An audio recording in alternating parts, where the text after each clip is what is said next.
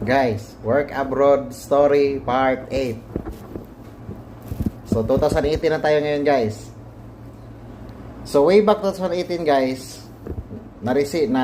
pagkatapos kong nadakip sa police, so na-renew na yung ikama ko. Renew.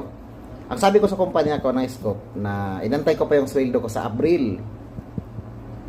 So ngayon, nag-a-apply ako, guys. Nag-a-apply ako nung time na yun. Kasi ako, gusto kong gamitin ang validity ng ikama ko habang nandito ako sa Saudi Arabia. Pangalawa, yung sweldo ko kasi, may sweldo pa ako 2 buwan na hindi nakukuha. So, sinong mag-aakala na ang sweldong yun, i-release pala or makuha ko pala sa Abril. Sweldo ka sa November o December, Abril ko nakuha sa tulong ng mga kasamahan ko sa trabaho. Whereas yung Egyptian na si Mr. Hamad, pumunta kasi siya ng Daran. Pumunta siya sa kumpanya talaga namin na Asmil. Pagdating niya doon, kinuha niya yung sweldo ko. Pagkuha ng sweldo ko, binigay niya sa akin doon sa Riyadh. Abril yun nangyari. So ano bang nangyari sa akin noong January? Nang-apply ako, guys. Napunta ako ng Kurais. May project doon na CCE. So nang-apply ako doon ng QC, Electrical Inspector, under the project of SIPEM.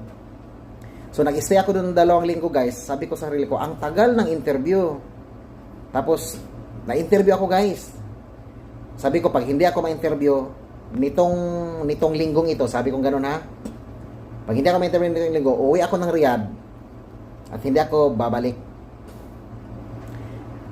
Pero na-interview ako, guys. Yung ultimatum na yun, na-interview ako nung 2 Arabo. Okay naman yung takbo ng interview.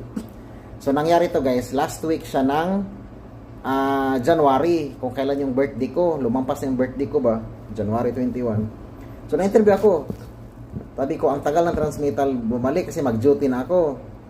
Nung pumunta ako sa Riyadh, in-interview din ako dun sa Riyadh. Sabi ko, prepare kong bumalik ng Riyadh para makahanap ako ng mapapangasawa. Yun yung 70% na plano ko sa Riyadh. Dahil una, yung in-interview ko dun nung na-interview ako dun sa Riyadh, nag-offer agad sila na ang package ko dun is 7,600. Yun yung project ng school, yung King Abdulaziz Center for Science and Technology headquarter, kung saan subcon kami, yung sa AMS Tero SPA.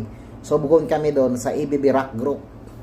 So ang consultant doon is yung Morgante, consultant sila. So yun, sabi ko doon, tinawagan ko yun doon sa Coray. Sabi ko, sir, mag-stay na lang ako dito sa Riyadh kasi una sila nag-offer, nag-close sa offer. Pangalawa, dito na lang ako kasi baka mahanap yung mapapangasawa ko. Isa yun sa pinaka main reason ko